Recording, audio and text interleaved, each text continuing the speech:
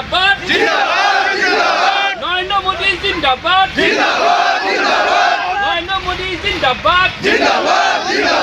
নবীন নীতিন জিন্দাবাদ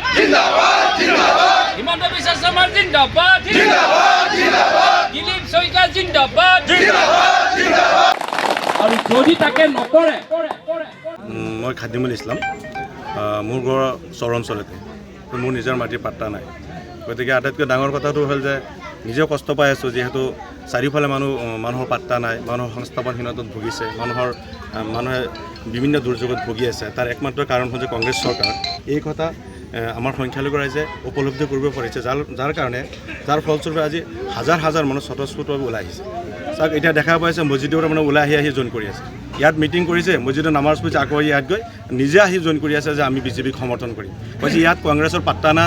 নাথাকিব UDFৰ পাত্তা নাথাকিব এনেকুৱা অৱস্থা কাৰণ তেওঁলোকে গম পাইছে সংখ্যালঘু ৰাইজে যে যিমান প্ৰলোভন দিছিলে যিমান মিছা প্ৰতিশ্ৰুতি দিছিলে সেয়া এটা কোনোজনে হেৰি কৰিব পৰা নাই ছাকচেছ কৰিব পৰা নাই চব মিছা প্ৰতিশ্ৰুতি আছিলে এই কথা সংখ্যালঘু ৰাইজে গম পাইছে যিহেতু আজি হাজাৰ মানুহ মানে ওলাই আহিছে স্বতঃস্ফূৰ্তভাৱে যে এইবাৰ আমি চৰকাৰৰ পক্ষত থাকিম এজন বিধায়ক লাগে এজন যাতে আমাৰ উন্নতি কৰিব পাৰে যাতে আমাৰ বিপদৰ সময়ত কমচে কম মাত এষাৰিও সহায় কৰিব পাৰে যিহেতু যিমান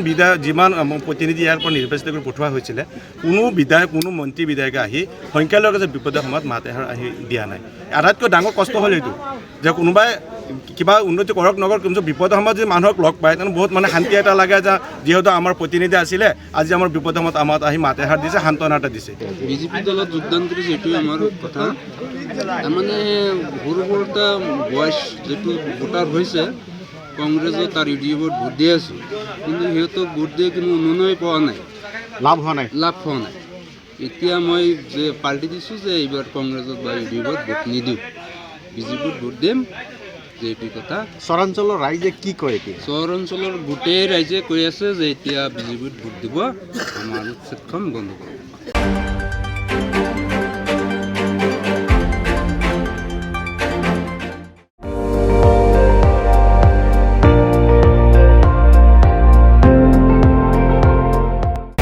আপুনি চাই আছে ND24